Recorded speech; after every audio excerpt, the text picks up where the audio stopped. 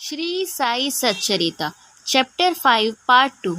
Complete version of this story. Mr. B.V. Dev, retired Mamlatdar of Thana and a great devotee of Sai Baba, made inquiries about this matter with Shagun Meru Naik and Govind Kamlakar Dikshit and has published a full version of the Padukas in Sai Leela, Volume 11, Number 1, page number 25. It runs as follows. In 1834 Shaka, 1912 AD, one Dr. Ramrao Kothare of Mumbai came to Shirdi for Baba's darshan. His compounder and his friend Bhai Krishnaji Ali Bakar accompanied him. The compounder and Bhai became intimate with Sagun Meru Naik and G.K. Dikshit. While discussing things, these persons thought that there must be some memorial of Sai Baba's first advent at Shirdi and his sitting under the holy neem tree. They thought of installing Baba's Padukas there and were going to make them of some rough stone. Then Bhai's friend, the compounder, suggested that if this matter was made known to his master, Dr. Ramrao Kothare, he would prepare nice Padukas for this purpose. All liked this proposal, and Dr. Kothare was informed of it. He came to Shirdi and drew a plan of the Padukas.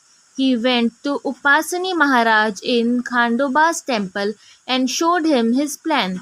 The latter made many improvements, drew lotus, flowers, conch, disc, mace, etc., and suggested that the following sloka, verse regarding neem tree's greatness and Baba's yogic powers, be inscribed. The verse was as follows.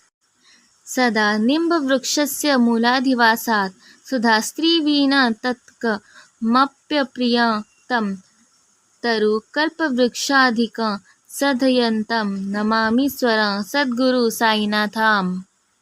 Upasani's suggestions were accepted and carried out. The Padukas were made in Mumbai and sent to Shirdi with the compounder. Baba said that they should be installed on the Purnima, 15th day of Shravan. On the day at 11 am, G.K. Dikshit brought them on his head from Khandoba's temple to the Dwarkamai Masjid in procession. Baba touched the Padukas, saying that these are the feet of the Lord, and asked the people to install them at foot of the neem tree. A day earlier, one Parsi devotee of Mumbai named Pashta Sheth sent rupees 25 by money order. Baba gave this sum for the installation of the Padukas. The total expense of installation came up to rupees 100, out of which rupees 75 was collected by subscriptions.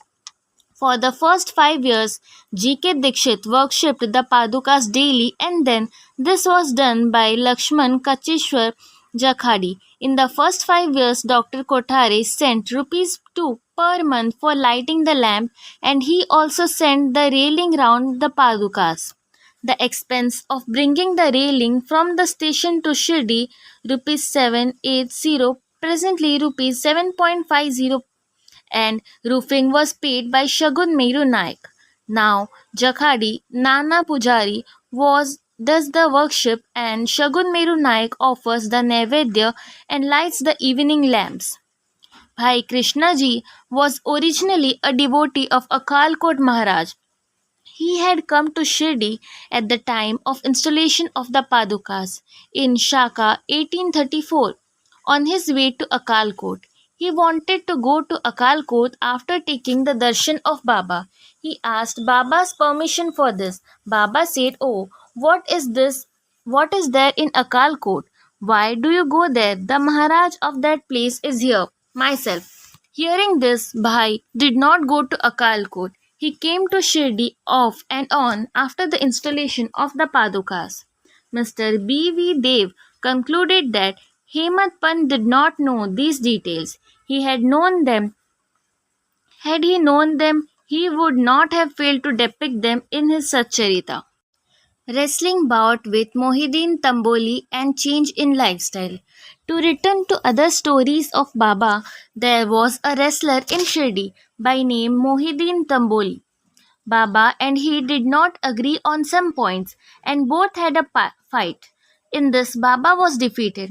Henceforth, Baba changed his dress and mode of living.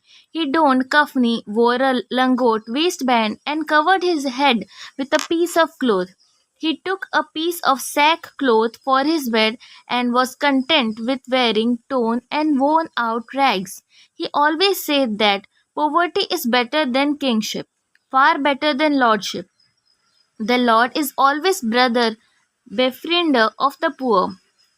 Gangagir was also very fond of wrestling. Once while he was wrestling, a similar feeling of dispassion descended over him, and at the proper time he heard the voice of an adept saying that he should wear out his body playing with God. So he too gave up sansar and turned towards God realization. He established a month on the banks of the river near Puntambe and lived there with his disciples. Sai Baba did not mix and speak with the people. He only gave answers when he was questioned. By day he always sat under the neem tree, sometimes in the shade of a babul tree, near the stream, on the outskirts of the village. In the afternoon he used to walk at random and go at times to Neemgaon. There he frequented the house of Bala Sahib Dengle. Baba loved Mr. Bala Sahib. His younger brother named Nana Sahib had no son, though he married a second wife. Bala Sahib sent Nana Sahib for taking darshan of Sai Baba, and after some time, with his grace, Nana Sahib got a son. From that time onwards, people began to come in large numbers to see Sai Baba, and his fame began to spread and reached Ahmednagar. From hence Nana Sahib Chandorkar and Keshav Chidambar and many others began to come to Shirdi. Baba was surrounded by his devotees during day and slept at night in an old and dilapidated masjid. Baba's paramperila at this time consisted of a chilim, tobacco, and tumbril tin pot, long kafni, a piece of cloth round his head, and a satkas, short stick, which he always kept with him. The piece of white cloth on the head was twisted like matted hair, and flowers down from the left ear on the back. This was not washed for weeks. He wore no shoes, no sandals. A piece of sackcloth was his seat for most of the day. He wore a kopin, waistcloth band, and for warding off cold, he always sat in front of Dhuni, sacred fire, facing south, and with his left hand resting on the wooden railing. In that Dhuni, he offered an oblation of egoism, desires, and always uttered Allah Malik. God is the sole owner. The masjid in which he sat was only of two-room dimensions, where all the devotees came and saw him. After 1912, there was a change. The old masjid was repaired and a pavement was constructed. Before Baba came to live in this masjid, he lived for a long time in place called Takia, where with ghungru, small bells tied on his ankles, Baba danced beautifully and sang with tender love.